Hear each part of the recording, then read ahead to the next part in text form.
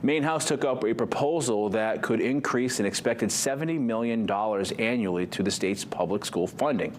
The bill would make changes to the state's funding formula as well as complete a study of the formula. The change would include an adjustment to staff salaries based on current labor market variation and bring forward a variable mill rate based on a district's tax base and poverty rate. Supporters say changing the formula, which hasn't been updated since 2005, will assist several school districts that have gone underfunded for decades.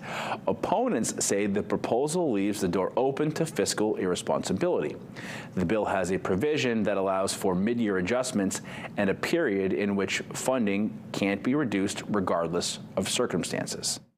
This is a tremendous move forward. We have heard from superintendents from Kittery to Fort Kent that this is exactly what they would like to see. They feel it's not 100%, but it's an enormous step forward. The appropriate response to declining enrollment is not to guarantee that state subsidies never go down. It's to create conditions that encourage districts to adapt to reality and to ensure that our students are getting the absolute best education. Bill was approved by the House with bipartisan support. It now heads to